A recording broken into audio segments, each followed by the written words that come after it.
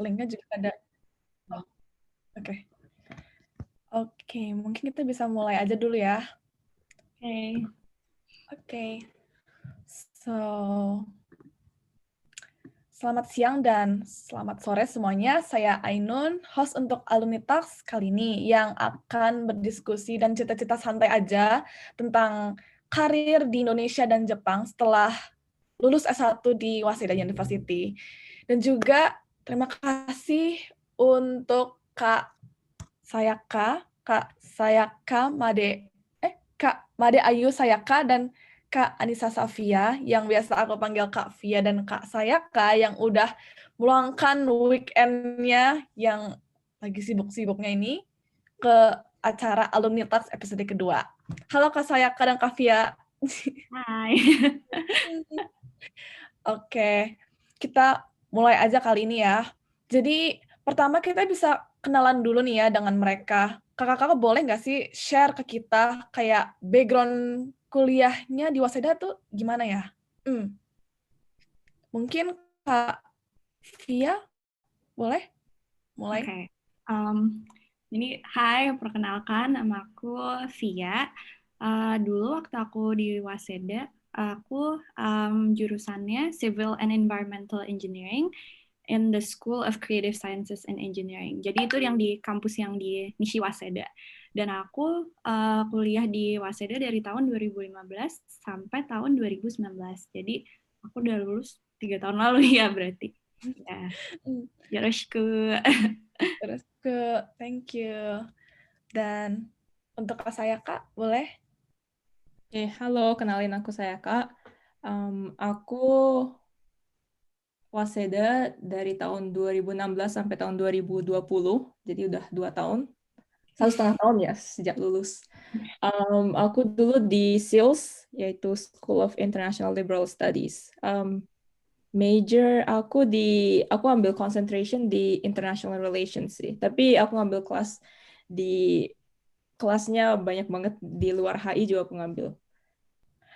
Oke, thank you so much. Berarti keren-keren banget ini nih. Ada yang bidang dari sains, ada juga dari bidang sosial gitu kan. Dan berarti Kak Sayaka banyak kelas di Waseda Campus ya? Kalau Kak iya. Via di Nishi Waseda? Oke. Dan mungkin kita bisa lanjut ke aktivitas-aktivitas apa aja yang di luar sekolah gitu, di luar kuliah gitu. Apa aja? Boleh Kak Via mungkin? Oke, dulu waktu aku kuliah selain sibuk di kelas, aku juga ikut beberapa organisasi, yaitu PPI Waseda, sempat juga Wasen. Jadi Wasen itu student group yang ada di jurusan aku, Civil Engineering. Jadi waktu aku di Wasen, kita sempat juga kayak traveling ke Indonesia, ke Jogja gitu. Dan aku juga waktu awal-awal masih kuliah ya, pas terakhir-terakhir udah enggak, aku di Sales Music Club, jadi dulu aku sempat ngeband gitu. Keren banget bisa traveling kemana-mana ya kalau kalau Kak Sayaka gimana? Kalau aku waktu kuliah orangnya lebih sibuk organisasi daripada sibuk di kelas. So, aktivitas aku dulu banyak banget, tapi yang paling aku tekunin itu namanya TEDx Waseda U. Jadinya kalau kalian tahu ada namanya TED Talks di YouTube yang terkenal itu, di Waseda juga ada, dan aku sebagai kayak event organizer TEDx Talks-nya di Waseda. Habis itu aku sibuk juga dulu jadi resident assistant di WISH, Waseda International Student House. Itu kayaknya asrama paling besar di Waseda. Terus aku jadi resident assistant itu kayak gitu mungkin ya, kayak organisir event-event di AMA, kayak lumayan take care of the residents in the dorm gitu. Itu 2 yang paling aku tekunin. Kalau part-time, aku pernah jadi English teacher, pernah ngajarin bahasa Inggris ke anak-anak dan ke orang dewasa. Aku pernah jadi waitress juga di restoran. Oke. Kalau Kak ada experience untuk kayak baito gitu, part-time job mungkin? Kalau Baito aku juga kebanyakan ngajar. Jadi terakhir-terakhir aku selama hampir 2 tahun jadi English tutor juga at a private international school. Tapi di SD sendiri aku jadi teaching assistant gitu. Jadi aku kayak bantu-bantu misalnya bantu marking exam gitu paling. Jadi banyak ya aktivitasnya, nggak cuman apa ya, mengasah talent-talent dengan bermusik dan lain, tapi juga secara yang lebih profesional juga ada gitu Baitonya. Jadi bener-bener keren banget sih. Terus kalau boleh tanya nih ya, gimana sih pengalaman kakak-kakak ceritain tadi bermanfaat dalam menunjang life after Waseda gitu? Mungkin Kak Via bisa? Mana pengalaman itu menunjang life after Waseda? Mungkin karena aku juga aku memberanikan diri untuk doing things outside my comfort zone gitu ya. Kayak as simple as waktu aku perform gitu pas aku ngeband gitu kan kayak pasti grogi gitu awal-awalnya kayak performing in front of a bunch of like people I don't know gitu. Pernah juga sempat di Shinjuku gitu dan itu kan kayak Shinjuku is like the center of Tokyo gitu. Walaupun tempatnya kecil tapi aku ngerasa kayak it really pushed me out of my comfort zone dan mungkin secara indirectly itu memberanikan aku untuk take more risks waktu di kuliah dan juga dunia pekerjaan gitu in terms of kayak mencari karirnya apa sendiri kayak mau apply pekerjaan gitu aku lebih berani sih gitu itu menurut aku. Oke, keren banget. Terus kalau Kak Sayaka gimana nih? Gimana? Kalau aku, jadi dari organisasi TEDx yang aku tadi bilang pertama itu, aku lebih belajar tentang event planning, project management, soalnya kerjaan aku sekarang itu lumayan mirip project management gitu. Jadi yang aku pelajarin waktu organisir event di TEDx itu lumayan manfaat untuk sekarang ya menurut aku. Terus juga lebih gimana ya, yang bermanfaat itu pengalaman aku kerja sama orang lain. So di TEDx itu aku kerjanya sama banyak international students yang budaya mereka kan beda banget ya sama budaya Indonesia sama budaya Jepang juga. Habis itu waktu aku jadi RA itu lebih kayak belajar kerja di lingkungan Jepang. So bos aku itu orang Jepang, semua reportnya bahasa Jepang, budayanya Jepang banget. So ya lebih gimana ya, membiasakan diri untuk in a Japanese setting. Itu sih kalau dari resident assistant-nya. Habis itu ada juga kalau dari RA aku belajar banyak tentang responsibility juga. Soalnya tanggung jawab sebagai besar kan. Soalnya ada 800 murid di satu bangunan dan aku bertanggung jawab gitu. So di kerja juga tanggung jawabku juga besar kan. Jadinya gimana caranya working under pressure, working when you have a big responsibility itu menurut aku udah terbantu banget soalnya aku dulu pernah jadi RA gitu. Oke. Jadi pengalamannya itu selain akademis yang di dalam Waseda dan di luar Waseda, bener-bener kayak ngasah skills ya dan juga beradaptasi di pas kehidupan udah kerja gitu loh. Misalnya working under the Japanese boss, something like that. Dan juga bikin kita jadi lebih berani untuk ngelakuin hal-hal yang baru dan itu nge-influence pas kita nanti apa ya, nge-decide untuk apa yang mau kita lakuin setelah lulus nanti dan juga ngelakuin hal-hal yang di luar comfort zone. Oke, kalau boleh tanya lagi, saat ini apa ya kesibukan kakak-kakak ini? Kak Sayaka mungkin bisa cerita? Oke. Jadinya aku setiap hari lumayan rutinitasnya itu lumayan rutin ya, lumayan sama aja. Jadi jam 9 pagi aku mulai kerja, jam 6 sore aku selesai kerja. Aku sekarang proyek aku jarang lembur sih, jadinya jam 6:30 aku udah ada free time gitu. Dan free time-nya itu aku biasanya nonton Netflix, nonton YouTube, atau nggak nge-gym, atau enggak olahraga, atau enggak gambar, soalnya aku suka gambar. Terus aku seminggu sekali juga aku podcast sama si Alvin yang ada di Zoom ini juga. Jadinya seminggu sekali kita ada podcast kalau mau dengerin, namanya Persepsi di Spotify. Boleh. Nanti Kalian promosi. Ada Jadi itu aja sih rutin aku tiap hari. Oke, benar-benar kebalance dengan rutinitas yang udah stabil. Jadi bisa apa ya, ngelakuin hal-hal yang lain, bikin podcast, nge-gym dan lain-lain. Oke, kalau Kavia gimana nih? Jadi aku kemarin aku sempat kerja jadi aku kerjaannya agak melenceng dari jurusan aku sebenarnya karena aku pas aku kuliah aku merasa aku menemukan passion aku itu di bidang architecture and also interior gitu kan. Jadi it's kind of unrelated sama civil engineering, cuman ya masih bisa dihubungin lah ya gitu. Dan jadi pas aku kerja in a studio, and I've been working in a studio for a while. Cuman waktu kemarin kan aku sempat nyiapin buat S2, jadi aku memutuskan untuk ya udah aku freelance aja gitu. Jadi untuk sekarang aku freelance dan aku lagi mengerjakan beberapa proyek including resto and bar. Aku juga lagi ngedesain rumah gitu. Cuman ada plus minusnya juga sih freelance, karena freelance kan maksudnya I decide my own working hours ya gitu. Cuman kadang karena aku mulainya siang, misalnya aku kerjanya sampai malam gitu, kayak bisa sampai begadang-begadang gitu, kayak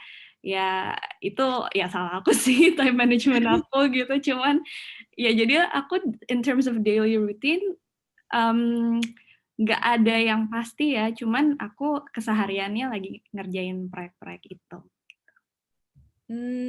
Oke. Berarti karena kerjanya tuh perlu dengan project-project itu, jadi kayak pada susah untuk merutinitas yang benar-benar on Iya, schedule gitu heeh, kan? heeh. Oke, menarik juga. Ini Kak Via udah nge-mention tentang kerjaannya linear atau enggak dengan yang dipelajarin pas di Waseda dulu gitu. Dan apakah itu apakah ada challenge gitu pas pertama kali beradaptasi dengan perbedaan antara di kampus dan di kerjaan itu? Karena kan nggak linear ya. Mhm, mhm. Kalau untuk aku sendiri sih karena aku udah tahu itu itu jalur karir yang aku mau. Jadi dulu pas aku kuliah aku udah mulai belajar juga even outside of school. Jadi aku sempat magang di kantor-kantor arsitektur, both di Jepang dan juga di Indonesia. Jadi waktu aku lulus, aku juga nggak ngeblank banget gitu, karena aku udah, at least I have a little bit of experience lah gitu, kayak in architecture firms, dan aku juga belajar software-softwarenya gitu, dan dengan belajar sendiri itu aku lumayan bisa catch up sih sama orang-orang lain yang udah belajar itu waktu kuliah. Cuman tentu aja pas aku masuk kerjaan pun dibanding yang lain aku masih jauh lebih cupu lah ya dibanding yang udah kuliahnya jurusan itu. Cuman ya lama-lama bisa sih catch up gitu. Menurut aku yang penting kayak kalau misalnya udah tahu kira-kira mau masuknya ke jalur karir yang itu, ya udah magang aja, coba-coba aja gitu. Siapa tahu cocok, kalau enggak kan kayak juga you can find out gitu whether it will suit you or not. Gitu sih. Oke, menarik banget. Jadi pentingnya ini juga nih untuk internship dan coba-coba research tentang karir yang mau dilakuin pas udah lulus itu penting. Meskipun gak linear, it's not a problem at the end of the day because you can learn through it. Benar? Oke. Benar. Kak Sayaka gimana? Apakah udah linear atau enggak gitu pekerjaan yang sekarang dengan kuliah itu dulu? Kayaknya aku paling nggak linear deh. Jurusan sama kerjanya di antara satu angkatan. Jadi jadi gini, aku dulu kan sales. Aku bilang aku majornya hubungan internasional, tapi aku ngambil kelas yang lain banyak gitu. Terus waktu perusahaan pertamaku, by the way aku udah perusahaan kedua. Perusahaan pertama aku itu di perusahaan IT, perusahaan software.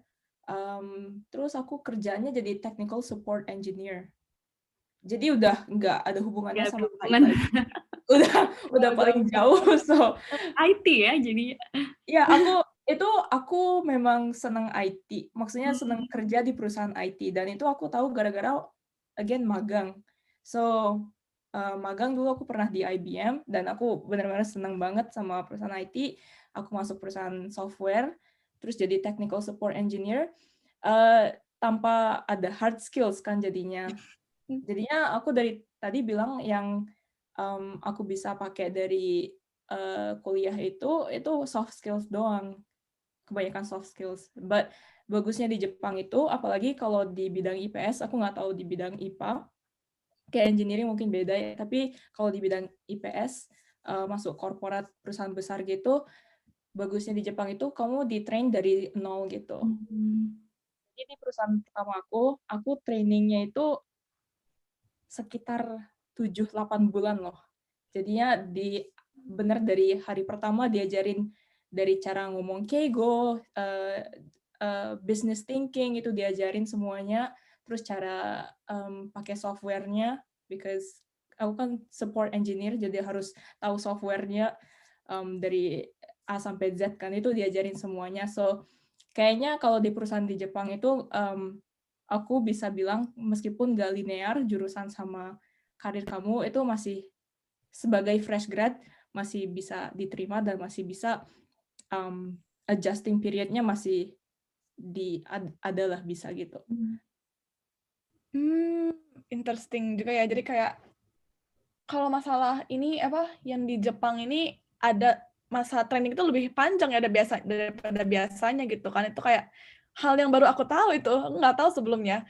Oke, aku jadi penasaran untuk yang selanjutnya itu kan tadi udah bilang skill-skills gimana soft skill, dan kalau misalnya bisa dibilang apa aja sih skill yang bener-bener yang bener dipakai pas di tempat kerja gitu, yang apa ya, yang mungkin anak-anak masih kuliah sekarang bisa apa ya, bisa siapin dari sekarang gitu loh sebelum lulus gitu mungkin. Mungkin Kak Via bisa. Mungkin lebih ke soft yang paling penting ya, karena apa yang kita pelajarin di kuliah dan apa yang kita akan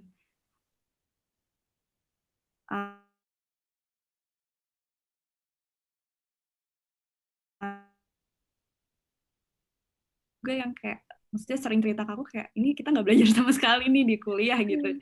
Cuman mungkin yang soft skill juga, tapi maybe kayak way of thinkingnya gitu ya, kayak problem solving skillsnya. When you have a problem, ini cara systematically how do you solve this problem gitu. Lebih kayak ke cara pikirnya sih menurut aku. Cara pikir dan soft skills juga kayak how you relate to other people, cara how you treat your coworkers, how you treat your boss, how can you come up with a solution that works for everyone gitu. Menurut aku yang paling dipakai itu sih. Oke, soft skills yang dipelajarin dari kuliah itu dapat banget gitu. Oke, kalau untuk Kak Sayaka mungkin ada nggak? Aku sama sih pendapatku sama Sivia. Soalnya menurut aku skill yang paling penting itu the basic skills. Jadinya apa ya? Misalnya kalau aku jadi engineer gitu, belajar software itu penting, tapi itu bisa dipelajarin gitu loh di waktu kerja gitu. Dan apalagi kalau bilang bidang IT itu kan tiap bulan itu ada apa ya, update gitu. Jadinya berubah-berubah gitu loh ilmunya. So ilmu itu menurut aku bisa didapetin waktu masuk perusahaan, tapi yang menurut aku lebih susah dipelajari itu dan harus dari pengalaman datangnya itu beneran the basic skills, how you communicate with other people. Banyak banget apa ya, aku masuk perusahaan pertama kayak aku nyadar banyak banget orang yang kayak komunikasi itu masih belum bisa komunikasi secara lancar gitu loh. So just the basic communication skills, presentation skills, Oh, yeah. yang Via bilang problem solving skills, soalnya di perusahaan itu kan every day you face a challenge, how do you overcome that, how do you deal with that under pressure, itu hanya bisa dipelajari dari pengalaman-pengalaman, nggak bisa dipelajari dari textbook gitu loh. So yeah, I think that's what I think is important. Oke, jadi mirip ya. Kalau masalah hard skill sebenarnya bisa dipelajarin lah pas kerja, pas lagi learning by doing gitu. Tapi kalau masalah soft skill itu perlu waktu untuk ngedevelop dan juga supaya kita comfortable pas ngelakuin itu, terutama dalam hal kayak collaboration, teamwork, the way of thinking, dan juga communication dengan teammates atau dengan yang lebih senior daripada kita gitu. Oke, mungkin kita bisa lanjut ke sesi selanjutnya, karena kita udah ngomongin background pas kuliah, juga sedikit tentang kehidupan setelah S1. Mungkin kita bisa gali lebih dalam lagi nih, terutama dalam transisi dari pelajar ke karyawan, karena sepertinya kerja mau di Indonesia atau di Jepang bakal punya cerita yang berbeda atau mungkin malah mirip gitu kan. Nah, kita bisa mulai dengan awal-awal karir nih. Saat mulai bekerja, adakah hal yang berubah gitu dalam segi personal life? Mungkin Kak Via bisa menjawab? Dari segi personal life, kalau aku personally waktu baru mulai, karena aku juga ada learning curve ya, maksudnya aku masuk ke biro arsitektur yang aku bilang tadi aku masih cupu gitu dibanding yang lain, jadi I felt like I needed to put more time to kayak ngasah my skills, dan I felt like that also took up a lot of my time. Jadi kayak misalnya harusnya kerja sampai jam berapa, aku bisa lebih dari itu karena aku harus catch up banyak gitu kan. Jadi waktu di awal-awal aku ngerasa aku struggle sih with the work-life balance. Kayak aku juga belum nemu pace kerja yang cocok buat aku tuh gimana gitu. Tapi over time itu membaik dengan sendirinya sih. Maksudnya aku jadi lebih pinter kayak manage waktu aku. Kayak misalnya mungkin pas awal-awal kayak aku malah jadi burn out karena aku kayak kerja terus, malah jadi kayak no time for myself, no time with like family or friends, malah jadi pas kerja bawaannya jenuh gitu. Tapi lama-lama aku bisa belajar sendiri gimana cara bagi waktu, dan aku juga belajar berapa pentingnya ya me time, time with family, time with friends, even waktu cuman buat nonton Netflix, buat jalan-jalan, menurut aku itu penting banget sih. Dan especially for me, cause my work is design, dan design kan kayak butuh inspirasi ya. Kalau misalnya aku cuman di meja 24 jam, kayak I'm not gonna get any inspiration. Jadi aku harus keluar sekali-sekali gitu, dan it just takes time sih menurut aku. Oke, jadi kayak dari beradaptasinya juga kan perlu waktu gitu, dan dalam hal kayak lingkungan kerja dan juga pace kerjanya itu kan juga, apalagi kan kalau Kak Via nggak terlalu linear juga meskipun masih dari engineering ke ke arsitek, tapi tetap aja gitu kan. Perlu waktu gitu, dan itu benar-benar rada mengganggu dengan work-life balance-nya. Dan kalau Kak Sayaka gimana? Apakah ada pengalaman yang sama atau beda mungkin? Ya, aku juga sama kok. Susah banget adaptasi pertama waktu mulai kerja.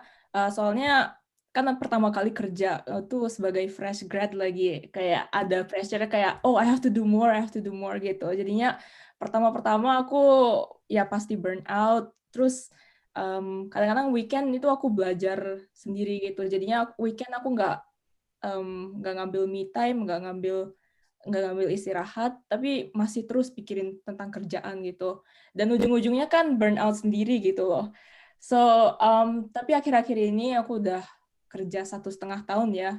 Menurut aku udah lumayan pinter time management. Jadinya karena aku sekarang WFH, dari jam 9 pagi sampai jam 6 sore aku depan layar terus, duduk terus di apartemen kecil ini, kayak aku kayak jadi jenuh gitu kan. Jadinya sekarang pokoknya makanya aku lebih senang lebih banyak hobi.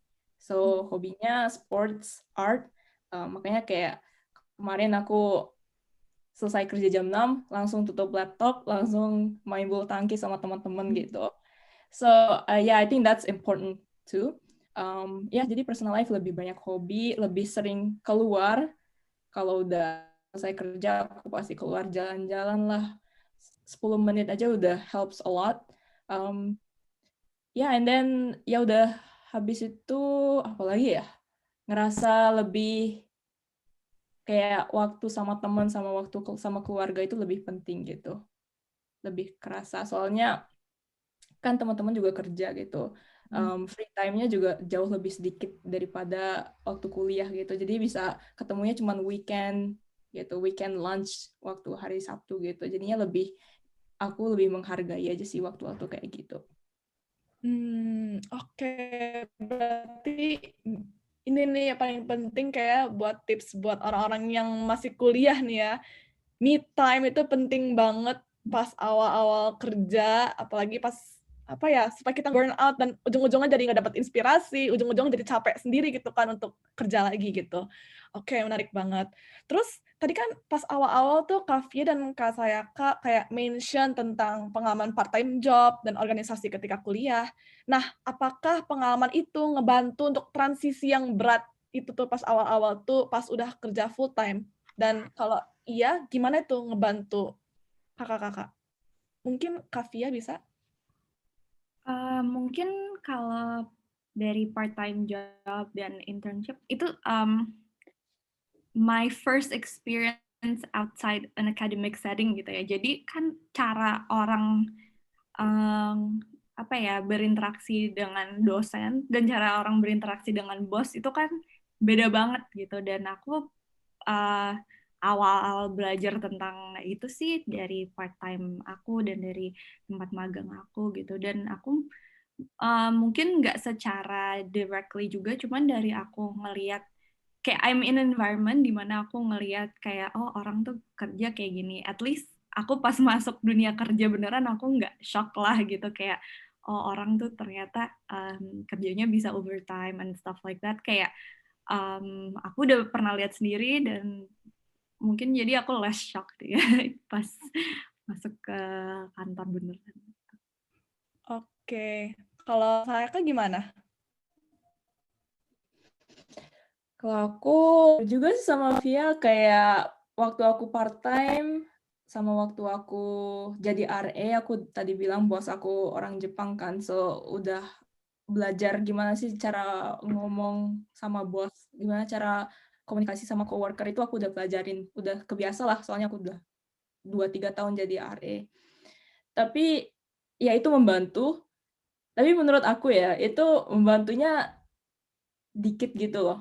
Jadi nggak ada apa ya, soalnya kerja itu udah full time work itu beda banget sama magang sama part time. Soalnya magang meskipun kamu kamu kerja di perusahaan, kamu bisa lihat bos-bos kamu kayak gimana kerjanya, tapi ujung-ujungnya kamu di sana sebagai mahasiswa kan, kamu nggak full time employee, jadinya beda banget responsibility-nya.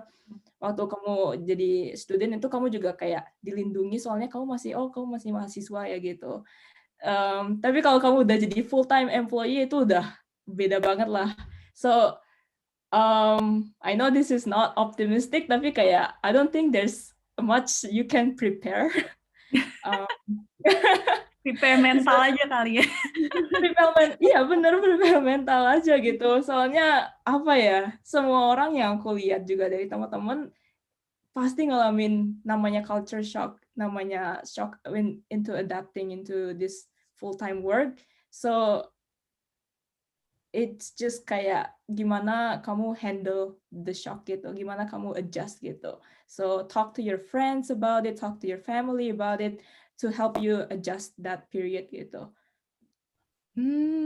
Oke, ini lucu juga sih ya. Jadi kalau misalnya internship itu memang ngebantu untuk jadi kayak mesti kayak begini kalau lagi meeting atau lagi sama ngomong sama orang. Cuman bukan artinya itu menceritakan semua tentang full time role gitu kan. Kayak oke, bener-bener ini hal yang perlu aku catat banget ini nih. Oke, tapi bener ngebantu sih untuk aktivitasnya dan juga, internship gitu-gitu, jadi penting juga buat kita.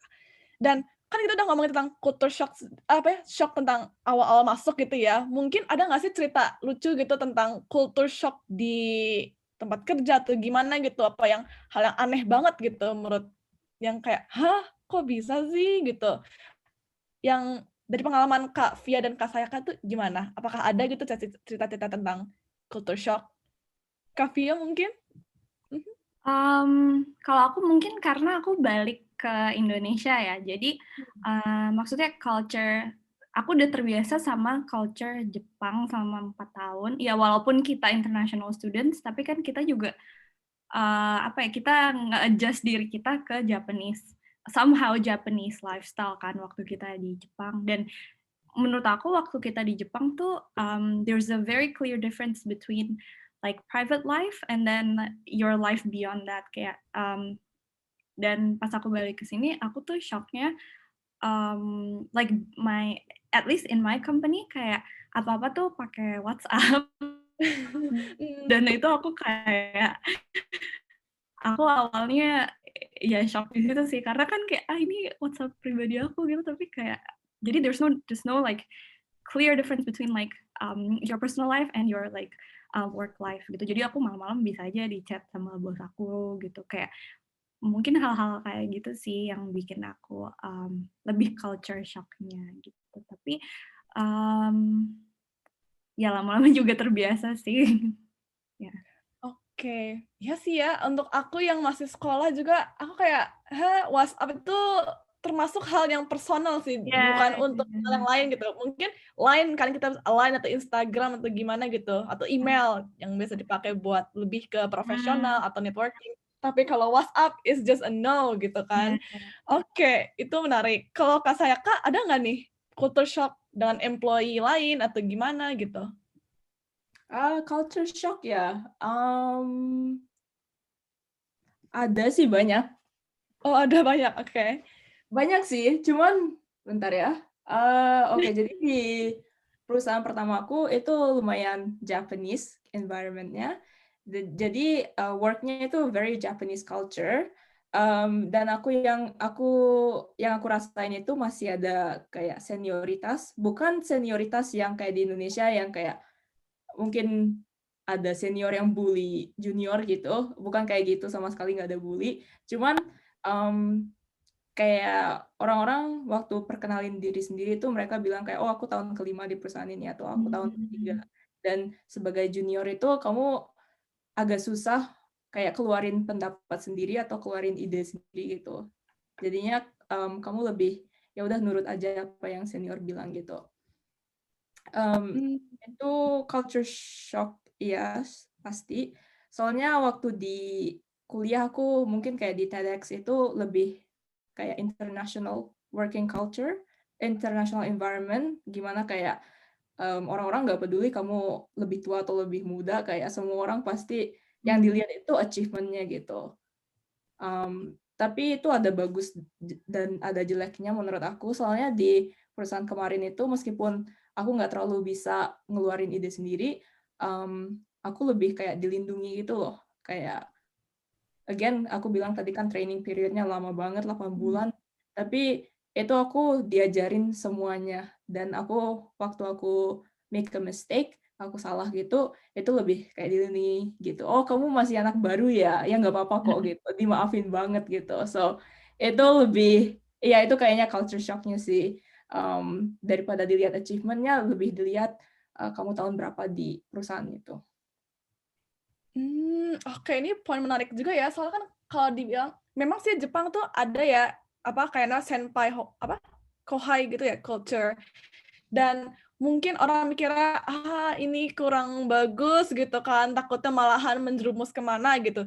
Cuman positifnya ini kita jadi bisa dilindungi gitu, bisa dimaafin lah kalau misalnya ngelakuin sesuatu kayak, kayaknya ada yang salah nih, gitu. Oh ya nggak apa-apa gitu, masih anak baru gitu kan. Oke, ini menarik juga itu.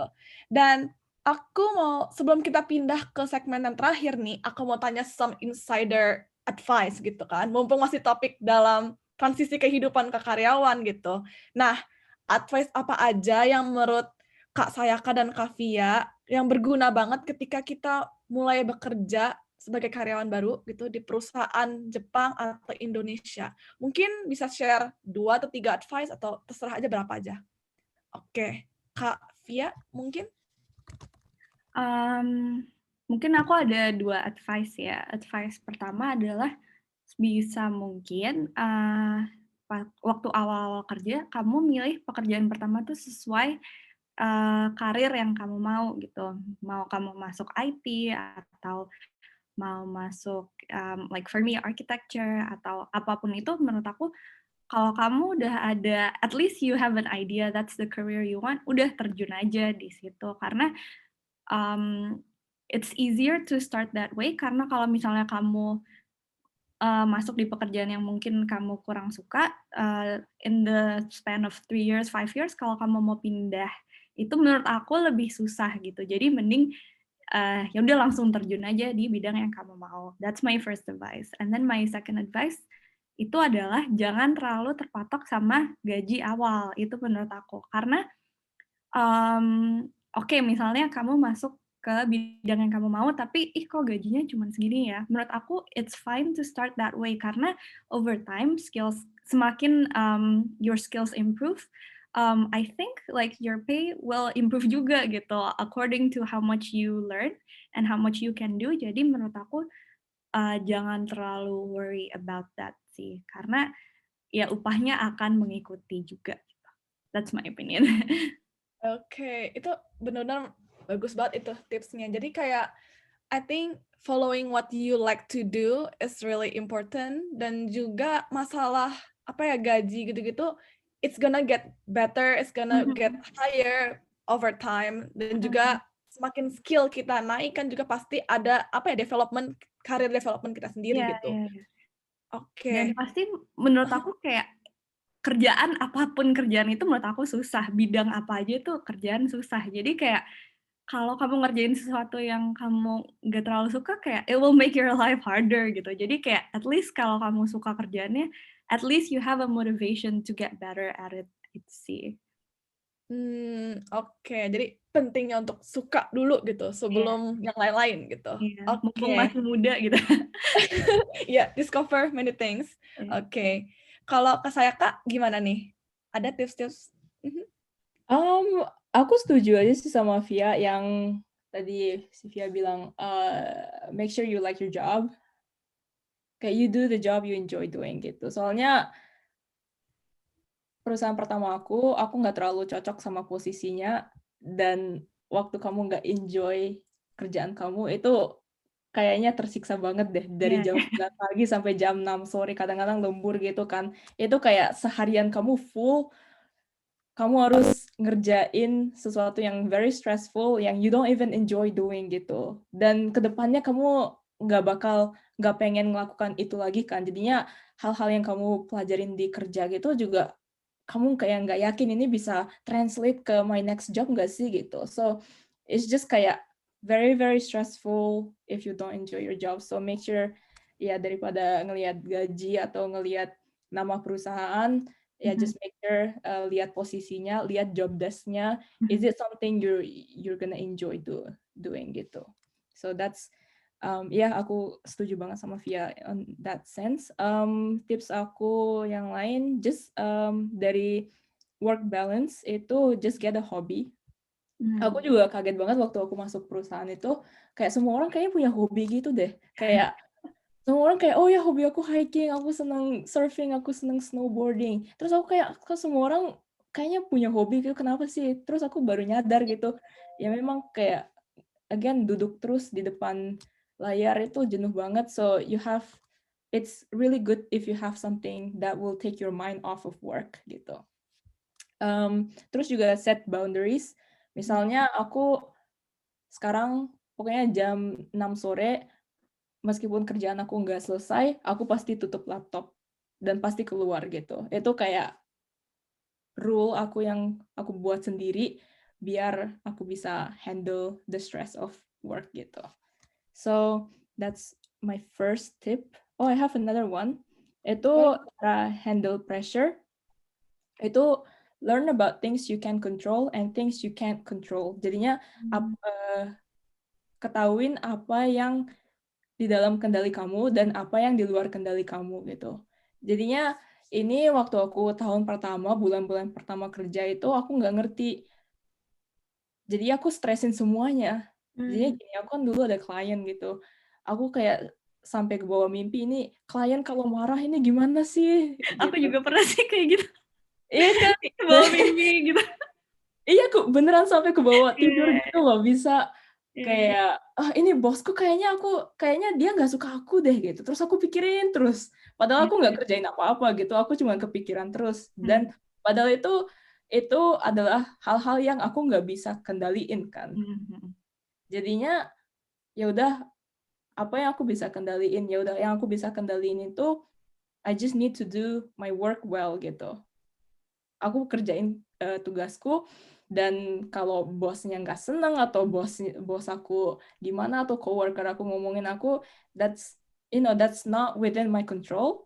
Jadinya ya jangan terlalu dipikirin aja. Dan waktu aku udah mulai bisa pisahin apa yang di luar kendali, apa yang di dalam kendali aku bisa lebih fokus kerjain kerjaanku aja gitu. Dan lebih efisien jadinya kerjaku.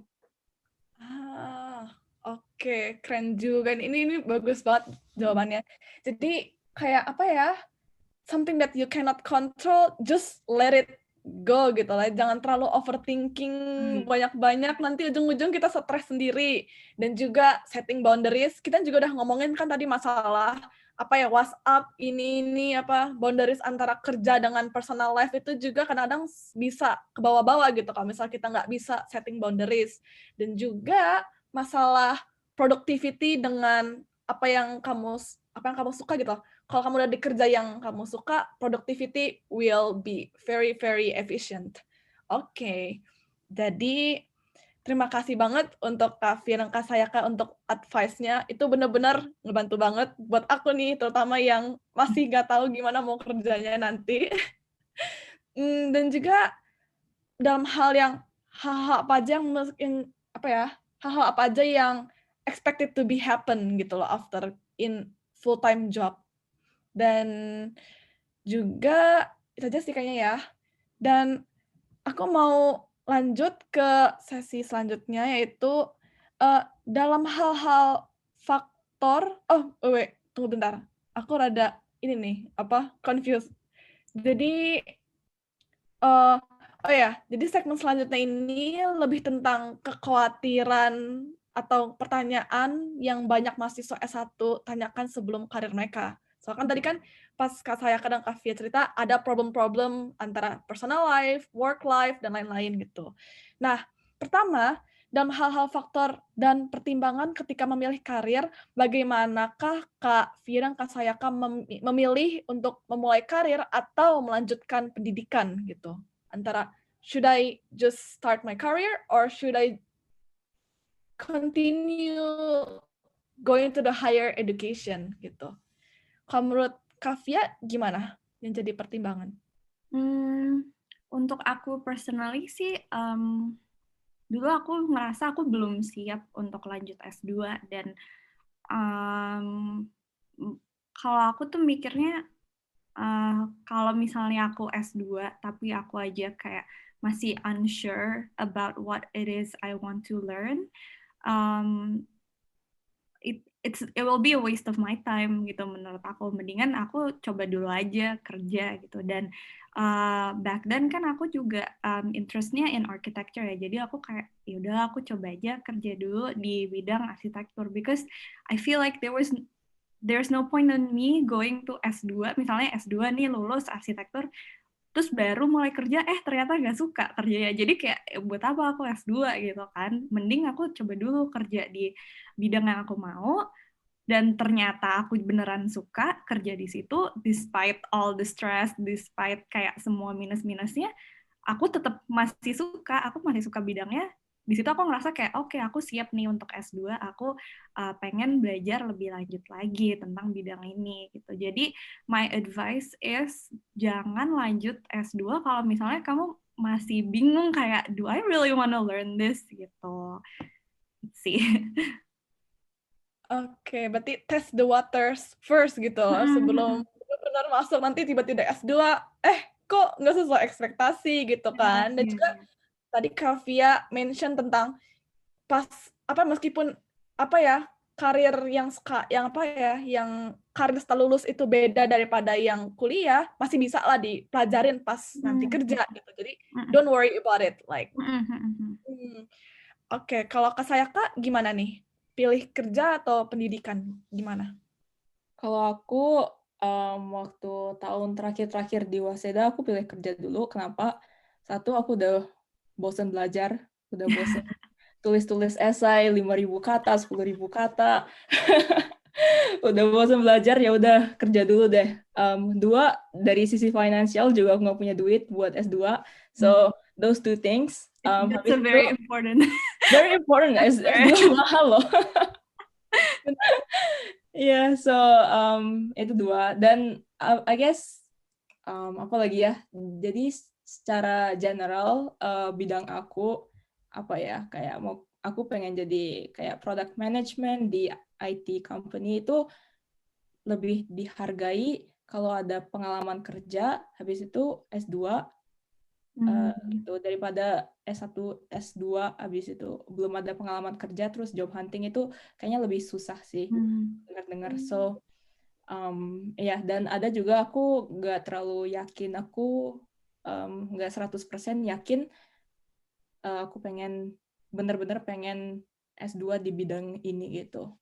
So tapi aku uniknya, aku waktu tahun keempat di Waseda, aku ngerjain 2 hal. Aku daftar S2 juga, sama aku job hunting juga.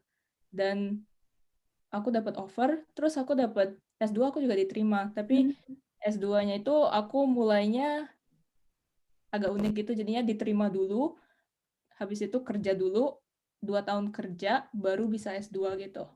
Ini aku bisa S2 sebenarnya dari tahun ini 2022 sampai 2025 aku bisa kapan aja S2.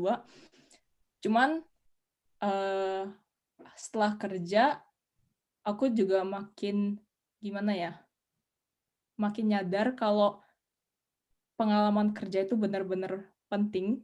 Jadi S2 pun aku kayaknya nggak bakal masuk tahun ini, tahun 2022, tapi aku masuknya tahun 2025. Aku perpanjang gitu kerjanya. Soalnya ya udah lebih nyadar sih betapa pentingnya pengalaman kerja, betapa pentingnya misalnya kerja benar dulu, habis itu dipromosi dulu, baru yakin ini aku pengen belajar di bidang ini, baru S2 itu ya jauh lebih lancar lah nanti job huntingnya setelah S2 gitu. Oke, berarti selain testing the water first, mungkin lihat dulu nih apa target karirnya dulu. Target karirnya ini apa ya? Bukan butuhin sih ya. Mungkin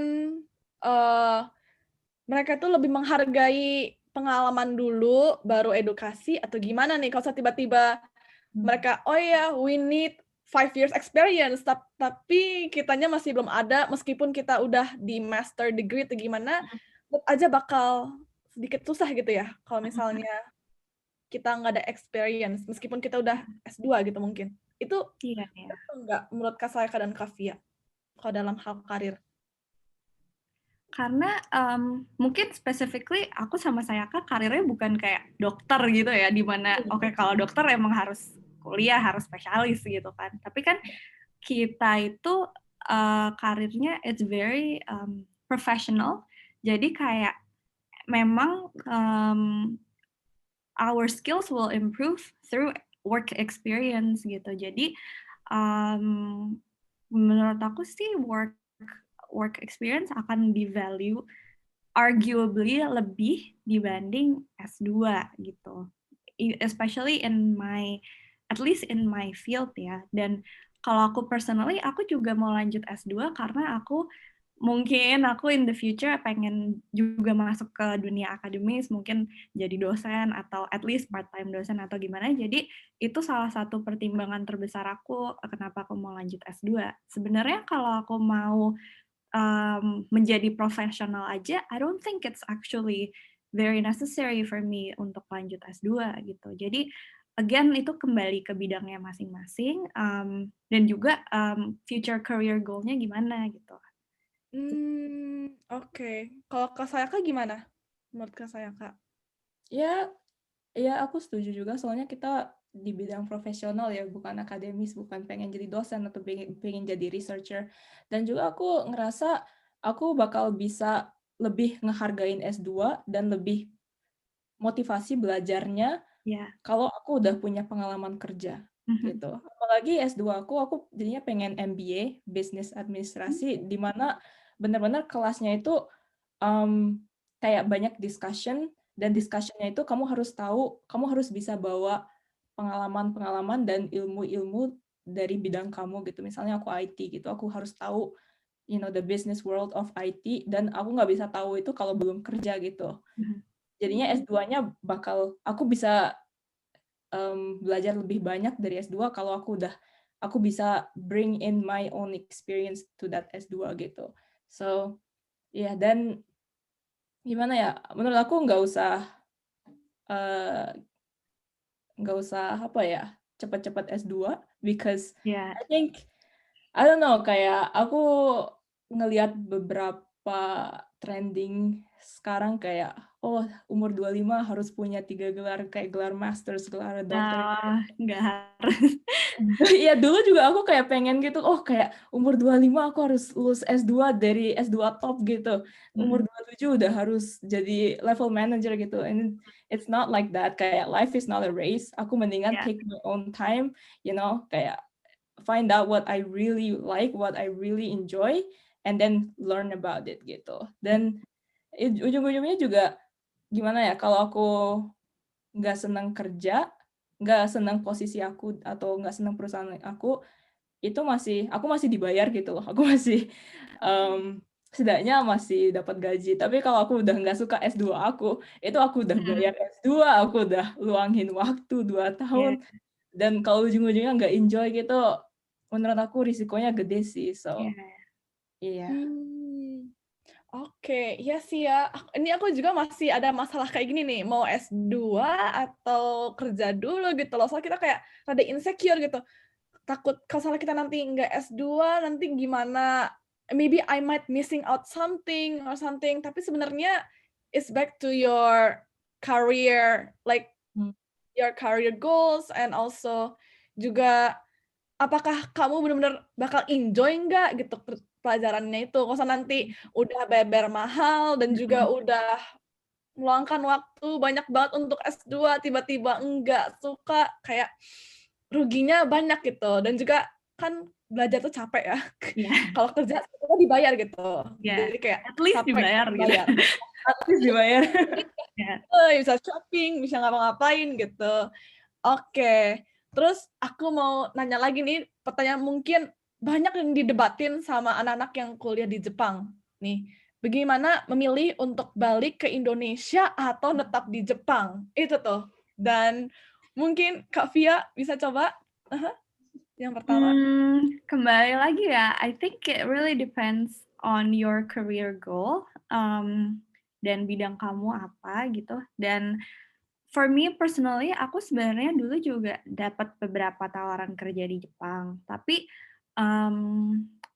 kembali lagi kayak aku ngerasa di bidang aku bakal I feel like my growth bakal lebih bisa dipupuk di Indonesia dibanding di Jepang gitu. Dan aku juga maunya masuk ke bidang architecture and hopefully in the future build my own firm gitu kan. Dan aku kalau punya dream kayak gitu kan aku pengennya bikinnya di Indonesia. Jadi aku ngerasa kayak, oh kalau architecture kan harus belajar tentang environment-nya, kayak belajar material lah, belajar tentang cuacanya, belajar tentang how you can relate sama orang-orang di lapangan, sama tukang-tukang gitu. Kayak itu menurut aku, if I learn that di Jepang sama di Indonesia tuh kayak bakal beda banget kan. Dan aku ngerasa kayak ya udahlah kayak coba aja gitu di Indonesia. Dan I think for me it worked out gitu karena aku juga bisa masuk ke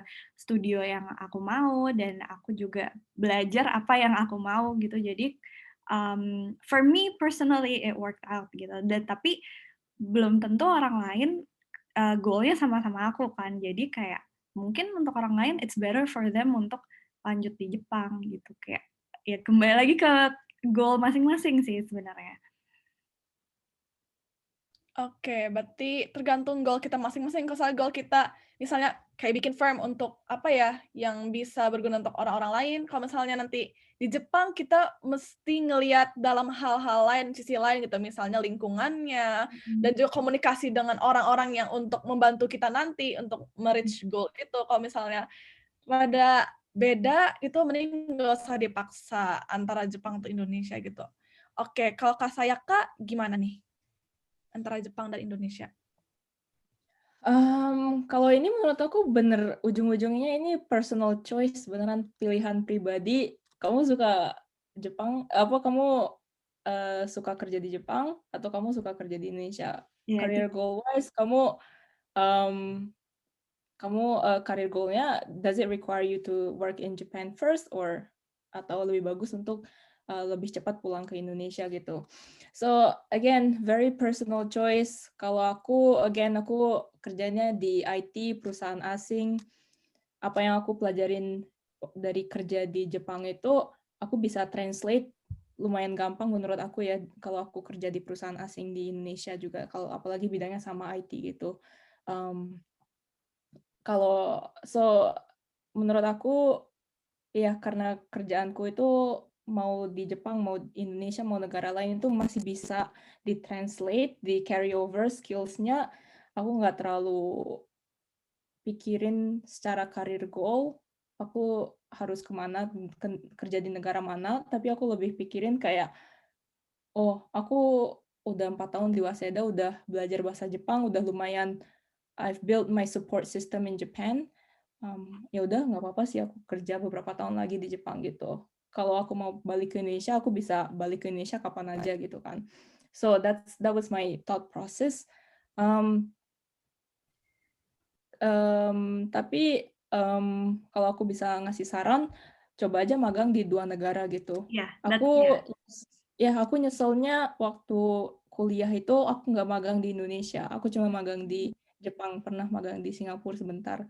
Tapi jadinya aku sama sekali nggak ngerti, kayak nggak tahu kerja di Indonesia itu kayak gimana sih working culture-nya, gimana sih rutinitasnya, gimana sih beda sama Jepang. So, ya aku nggak tahu gitu. So, kalau kalian bisa magang di Indonesia waktu spring break atau summer break, ya udah pulang ke Indonesia aja 2 bulan, sebulan, just to get a taste of how it's like working there.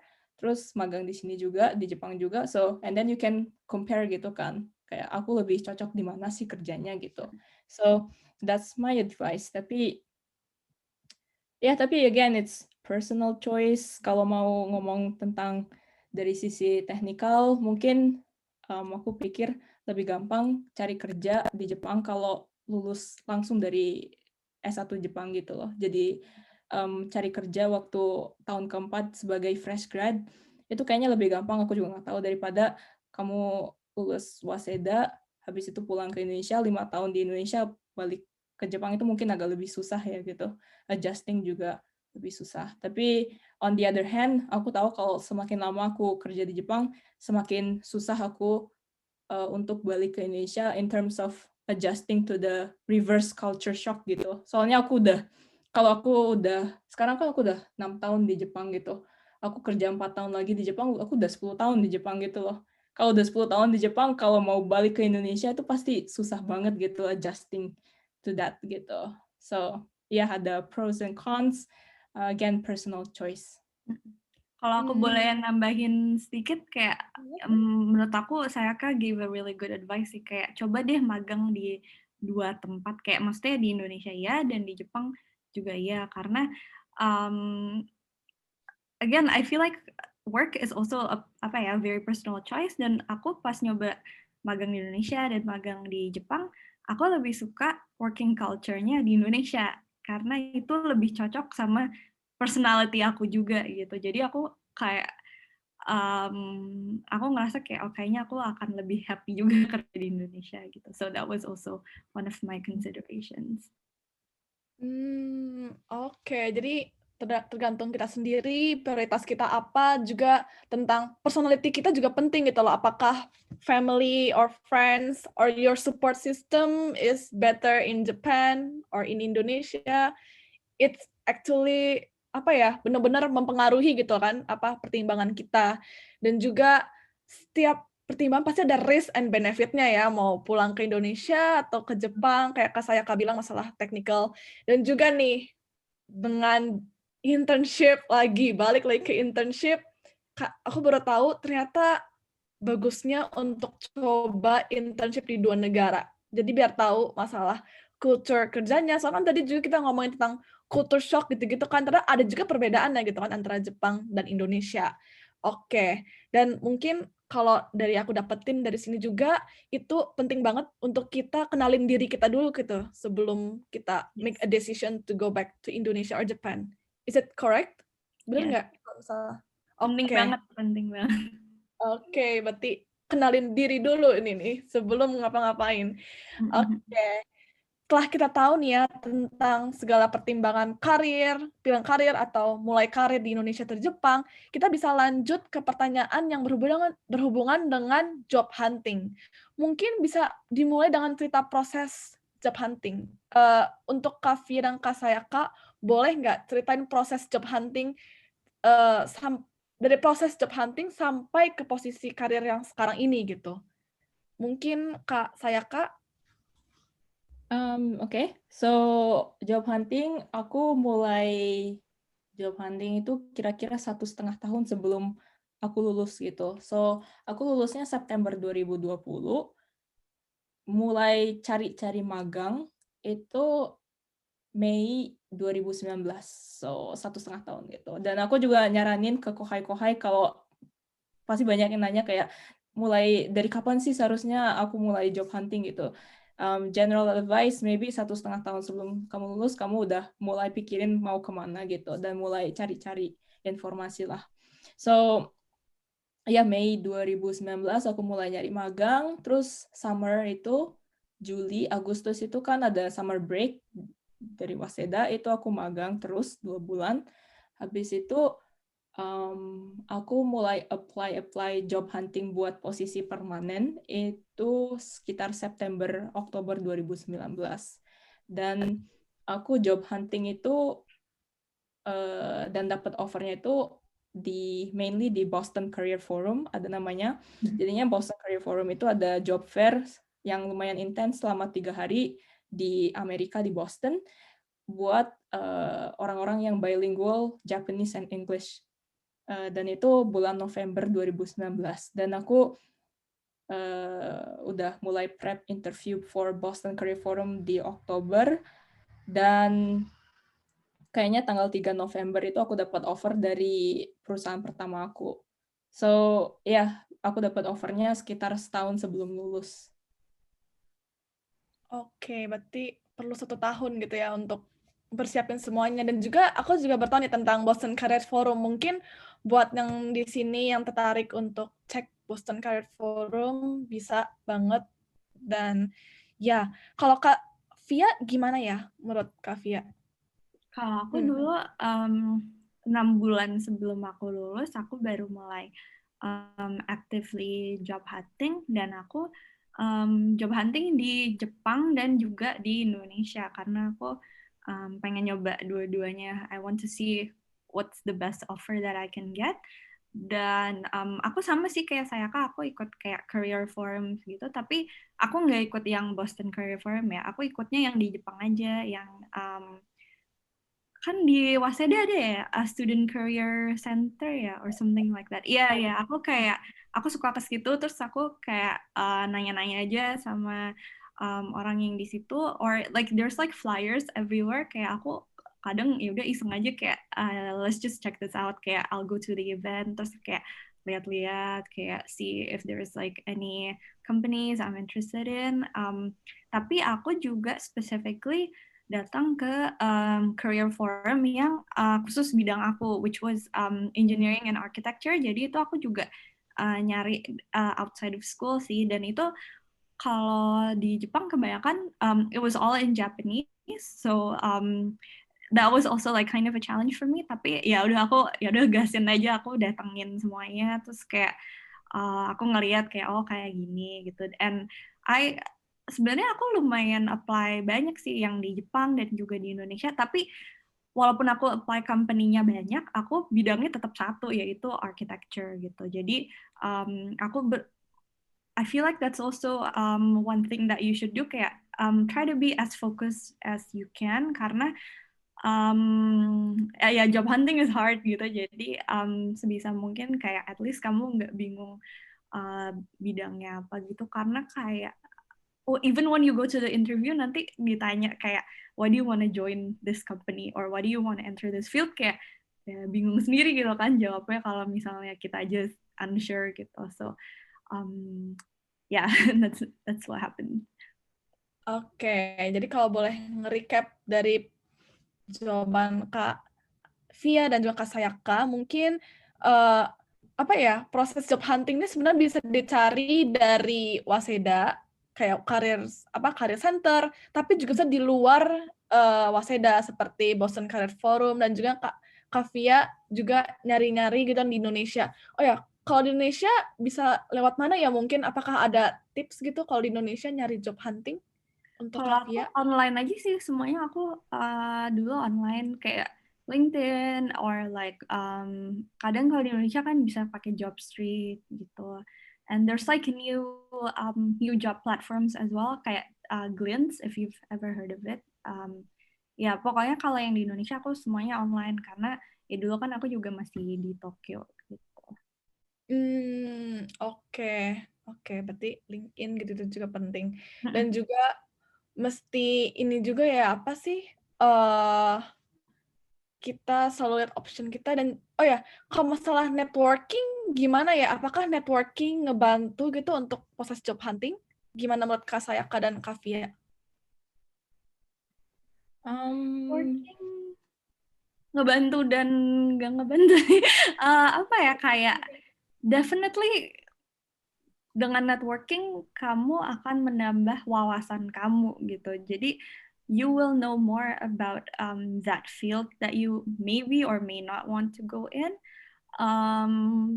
Tapi it will only help so much gitu lah, maksudnya at the end of the day it's your own effort juga gitu. Walaupun dengan networking kamu jadi bisa lebih tahu banyak insights lah, kayak gini loh kalau interview di sini jawabnya gini loh. Mereka tuh nyarinya orang yang kayak gini loh gitu sih. Kayak definitely like knowing people from those fields that you're interested in, it will help. Tapi kembali lagi ke kamunya sih sebenarnya.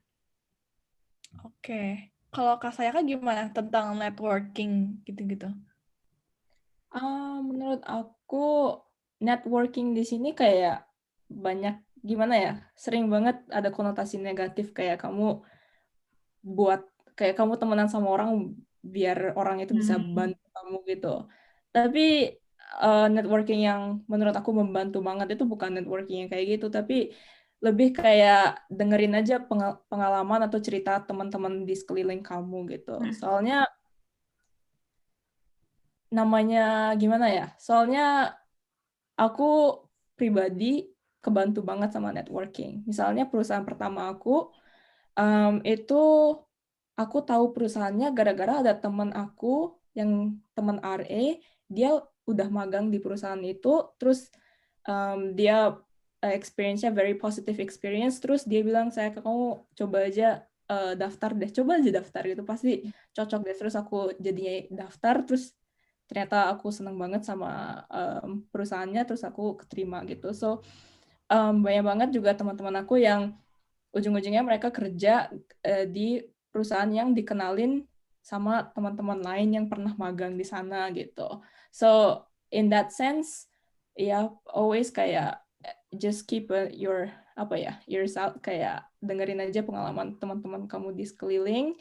That's really important.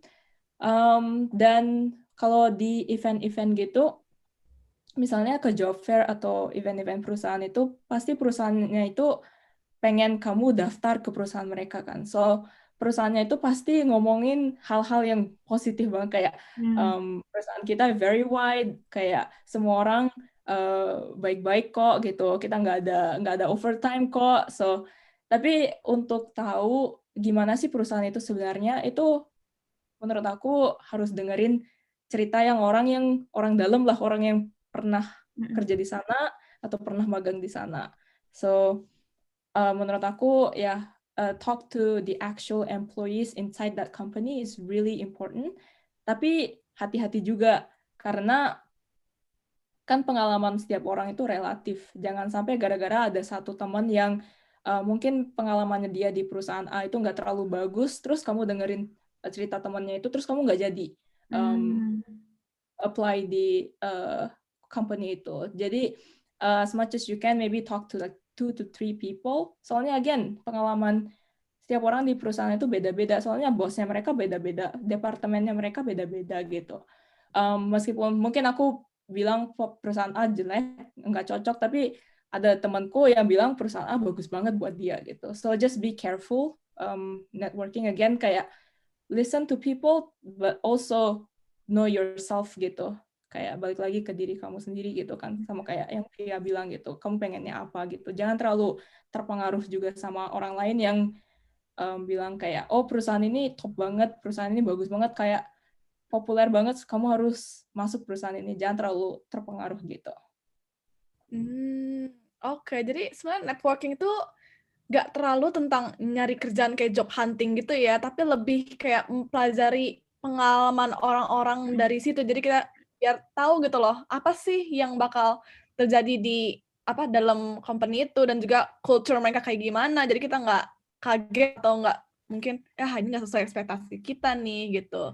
Tapi networking juga bisa sih sebenarnya kayak kita jadi tahu tentang perusahaan itu kayak yang sebelum kita nggak pernah dengar sebelumnya, kita jadi tahu karena kan dikenalin sama teman. Tapi nggak terlalu tentang dapetin kerjaan atau masuk langsung gitu kan. Oke. Nah, terakhir nih, adakah tips yang bisa ngebantu untuk third or fourth year student tentang concern mereka dalam job hunting atau career choice gitu? Adakah tips-tips tentang job hunting atau career choice? Soalnya kan namanya masih tahun ketiga keempat labil gitu kan, kayak bingung mau ngapain gitu. Adakah tips dari Kak Fia dan Kak Sayaka? Sayaka mau dulu? Boleh. Yang pertama itu yang tadi aku bilang, talk to people, talk to as many people as you can, dengerin pengalamannya mereka. And by the way di Jepang juga nggak terlalu ada namanya networking yang kamu lebih gampang masuk perusahaan itu gara-gara kamu kenal satu orang di dalam perusahaan itu, nggak terlalu ada. Untuk fresh grad kayaknya hampir nggak ada deh. So don't expect too much of that. Itu aku lebih suka aku suka sih tentang in Japan, kayak it's like the playing field is very fair for everyone. But yeah, just talk to people, just to listen to their experience. Yang kedua itu know your values and know your priorities. Jadinya aku nyadar kalau priority setiap orang itu beda-beda. Misalnya ada teman aku yang benar-benar prioritasnya gaji, and that's like gaji is really important to him or her, dan itu nggak apa-apa sih. It's completely fine. Tapi aku nggak kayak gitu orangnya. Menurut aku lebih pentingin work-life balance sama lebih pentingin environment. Jadinya asal the people I'm working with, tim aku orangnya baik-baik semua, dan aku masih punya me time, aku masih bisa ngelakuin hobi, itu I'm really happy with the company. Dan ada juga orang yang benar-benar fokus sama karir. Misalnya gajinya kecil nggak apa-apa, dan lembur kadang-kadang juga nggak apa-apa, asal dia bisa belajar as much as they can from that company gitu, dan grow their career. And that's like really, really different from by like person gitu. So yeah, just know your values. Soalnya itu bakal gimana ya, mempengaruhi banget your company choice and your field choice gitu. Dan yang ketiga, I guess, jangan terlalu distresin deh, cause banyak waktu anak-anak tahun ketiga dan tahun keempat yang lagi pressure job hunting gitu, kayak they think it's like life or death situation, kayak bener-bener kalau aku nggak masuk perusahaan ini kayak hidup aku bakal berantakan, bakal hancur gitu. It's not like that. Nggak apa-apa kok kalau masuk perusahaan terus kamu nggak cocok, bisa ganti perusahaan, bisa ganti posisi. Kayak aku juga pikir kalau aku kira waktu aku tahun keempat, aku kira kayak aku bakal kerja di perusahaan ini selama 10 tahun gitu. So I have to choose very carefully, like my life is on the line gitu. Dan ternyata gimana, kan aku langsung masuk perusahaan, ternyata aku nggak cocok, terus aku ganti kerja setelah setahun gitu. Jadi kayak jalan hidup orang itu it's more flexible than you think. Ada juga teman aku yang kayak habis S1 langsung masuk S2 tapi nggak enjoy S2, langsung drop out gitu. Bulan pertama S2 langsung kerja gitu. So don't worry too much, kayak you can still fix your career and pivot to other directions in the future. Oke, itu bagus banget quotes-nya deh. Aku suka banget yang bagian kayak people's life is actually more flexible than you think, and kalau misalnya tiba-tiba it's not working out, it's okay. Masih ada besok lagi gitu kan, coba lagi yang lain gitu.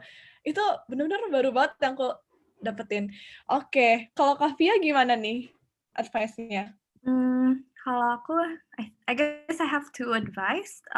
My first advice would be fokus, maksudnya fokus di pekerjaan atau bidang yang kamu mau. Karena if you're not focused and then kamu coba, oke deh coba bidang A, B, C, D, E, kayak soalnya aku pernah sih kayak sekali gitu, jadi coba deh iseng apply ke waktu itu recruiting company ya, karena pada saat itu semua teman-teman aku pada apply ke recruitment company, jadi aku kayak, ya udah deh coba aja gitu kan. Pas di interview aku kayak skakmat sendiri karena ditanya kayak, "Why do you wanna join this company?" Aku aja bingung kayak, "Yeah, why do I wanna join this company?" Kayak aku bingung sendiri kan. Jadi kayak jawabanku jelek banget gitu dan obviously I didn't get in gitu. Karena akunya sendiri bingung dan pasti mereka bisa lihat aku bingung dan sebenarnya aku tuh nggak terlalu mau masuk company ini gitu. They can see through that definitely. Jadi kayak menurut aku fokus aja and by focusing jadi kamu when you put all your energy into your into the field that you want or the company that or the companies that you want kayak pasti jawaban kamu akan lebih bagus waktu di interview dan kayak kamu juga you will save up so much of your time. Kamu nggak akan kayak apply ke 100 company gitu because I guess that's just unnecessary gitu loh. Kayak just focus on the few things that you really really want gitu. Tapi kayak if that also doesn't work out ya sama sih kayak saya don't stress out kayak honestly you still have plenty of time kayak I mean what you would think is the worst case scenario kan kayak lulus gak dapat kerjaan tapi menurut aku juga that's actually fine kayak nggak apa-apa gitu loh kayak you're so young kayak paling lulus juga umurnya baru kayak 21, 22, 23 kayak that's very very young kayak you still have plenty of time gitu kan especially kayak sekarang with COVID and everything work culture is like even more changing kayak menurut aku kayak there's so many opportunities now gitu sih. Jadi kayaknya I mean hopefully ya kayak the working structure kayak nggak akan sekaku dulu ya. I guess kayak there's more opportunities now gitu. So don't stress at all. Oke. Jadi, ini juga mirip ya sama kayak Kak Sayaka bilang tentang tenang aja gitu loh. Jangan terlalu stres untuk anak yang tahun keempat nih. Dan aku sih juga ngerasain hal sama sih, kayak ke-pressure gitu teman-teman lain pada udah mulai job hunting, udah mulai internship, dan aku belum ngapa-ngapain kayak, aku udah ketinggalan gitu, oh my god. Juga kata Kak Fia, mesti fokus pokoknya apa yang goal kita dan apa yang kita mau. Soalnya ujung-ujungnya nanti ngebuang-buang waktu doang gitu kan, kalau misal kita ikut-ikutan orang lain dan gimana-gimana. Dan juga makanya itu kayak Kak bilang tadi kan mesti kenalin diri kita, value kita dulu gitu kan. Oke, ini benar-benar menarik banget. Dan mungkin kita bisa langsung ke Q&A session, dan aku akan bacain pertanyaan dari Google Form dan juga Instagram Story PPI Waseda. Dan karena udah waktunya rada mepet juga, aku mau nanya nih, ada 2 nih. Jadi ada nih yang bilang bahwa mereka masih khawatir kalau bisa dapat kerja atau enggak. Ada juga masih bingung milih karir path mereka. Kak Sayaka dan Kak Via ngalamin ini juga nggak? Masalah dengan khawatir gitu? Dan mungkin bisa nggak sharing advice tentang ngatasin kekhawatiran itu gitu loh? Mungkin Kak Sayaka bisa? Pasti ada sih waktu aku tahun ketiga, tahun keempat juga. Gimana kalau beneran gak dapet kerjaan gimana ya? Apalagi waktu itu aku apply companies kayak banyak banget kan, kayak 30, 40 dan tiap hari aku dapat email ditolak.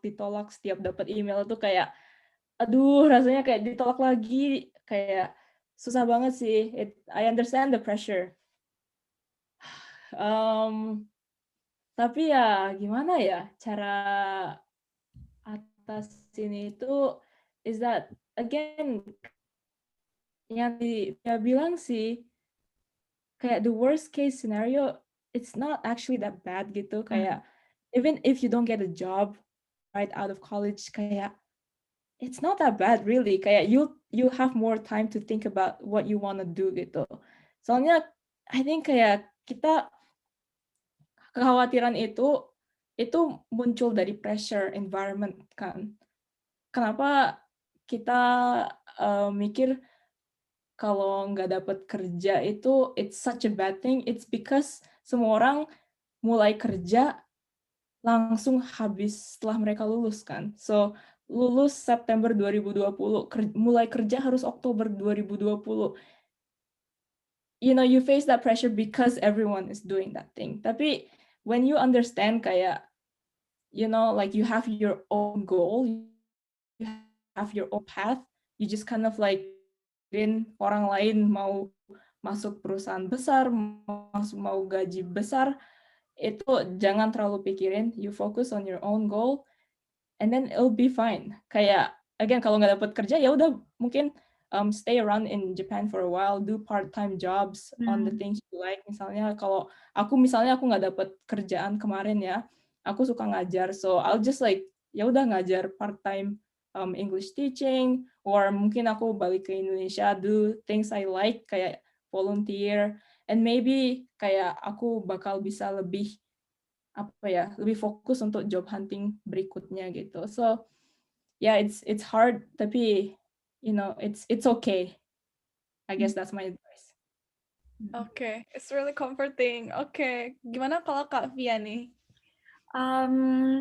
Iya sih, I also understand the stress, pasti kayak yang saya bilang tadi, karena semua, kebanyakan orang-orang di sekitar kamu pasti kayak juga doing the same things and they're all actually feeling the same pressure. Sebenarnya kayak kalian semua tuh sama-sama stres, tapi kayak actually kayak at the end of the day yaitu kamu harus just stay focused, tapi kalau misalnya nggak dapet pun sebenarnya nggak apa-apa gitu, and you have to explore ya, maksudnya kayak jangan terpatok sama satu sistem gitu. Misalnya nih sistem di Jepang kan oke, lulus dapat kerja di perusahaan, udah kerja di situ lama gitu, tapi kayak you also have to be open to new experiences and new possibilities gitu. Misalnya contohnya temen aku ada, dia lulus dia nggak dapat kerja sama sekali ini,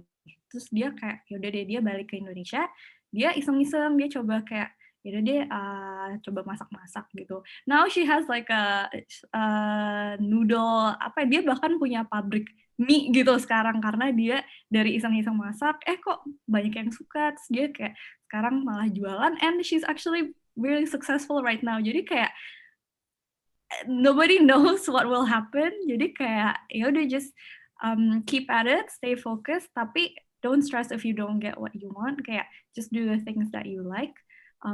I know it's a very general general advice, cuman kayak I think it's an important advice, kayak iya sih, kayak jangan terlalu terpaku sama satu sistem gitu kayak. Benar. Ini sistem ini nih yang bikin orang-orang jadi kayak ketakutan begini begitu, dan juga cerita Kak Via tentang temennya gitu kan yang ternyata nemuin passionnya gitu dari cooking malah jadi bikin perusahaan Iya. perusahaan yang berhubungan dengan food gitu. Itu hal yang nggak kita expect sebelumnya gitu. Mm-mm. Benar-benar apa ya? So at the end of the day, it's all about you. It's not about the system or anything. Dan juga just keep on focus on yourself. Mm-mm. Oke.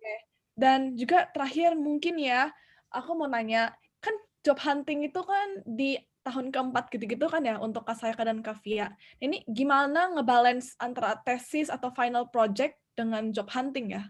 Ada tips nggak dari situ? Mungkin 1-2 tips aja dari Kak Sayaka mungkin? Tips ya.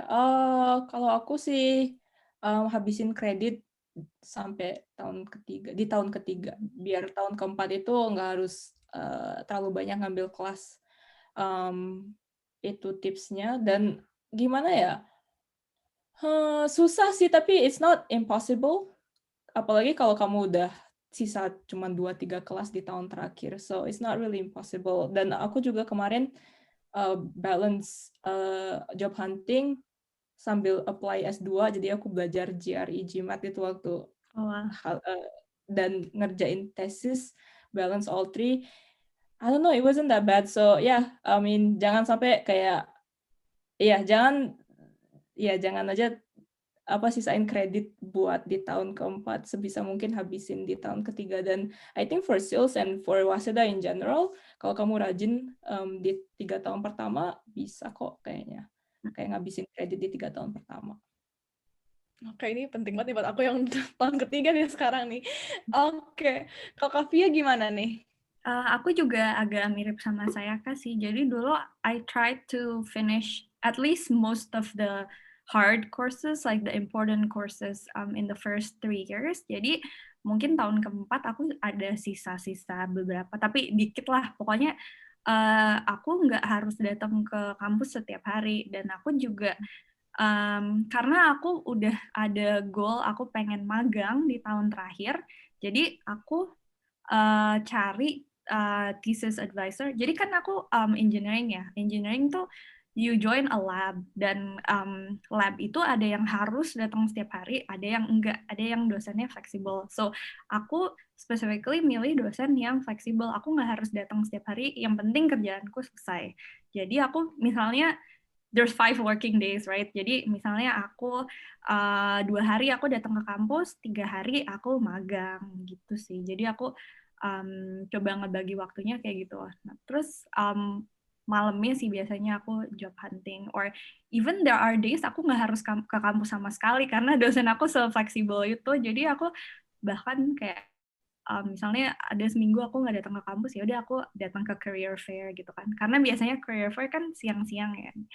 Gitu sih. Jadi try to manage your time according to your goal gitu. Kalau kamu udah tahu pengen magang atau pengen job hunting, sebisa mungkin choose a thesis advisor yang juga fleksibel gitu.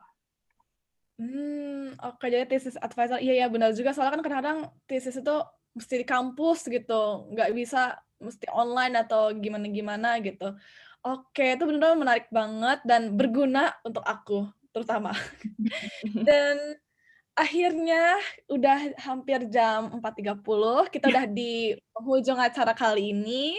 Terima kasih untuk Kak Fia dan Kak Sayaka yang udah ngejawab pertanyaan kita semua ini dan juga meluangkan waktu weekend-nya untuk Alumni Talks episode kedua. Yang saya yang untuk undergraduate yang menuju tahun keempat benar-benar belajar banyak banget dari kakak-kakak semua ini. Dan semoga buat yang nonton episode ini juga belajar hal-hal yang baru dan juga bisa jadi pertimbangan untuk kuliah di Jepang atau enggak ya gitu kan. Dan sebelum kita mengakhiri acara, mungkin kita bisa foto dulu sebentar ya. Dan ya biar ada memori gitu. Dan Nadila bisa dipersiapkan? Bisa. Oke. Aku hitung sampai 3 ya. Oke. 1, 2, 3. Yes, thank you. Oke, terima kasih banyak. Dan sekali lagi kami dari PPI Waseda ingin mengucapkan banyak terima kasih kepada narasumber hari ini dan juga para penonton yang nonton video ini. Sekian, saya Ainun Jaria. Sampai bertemu lagi di acara Alumni Talks episode selanjutnya. Arigatou gozaimasu. Otsukare sama deshita.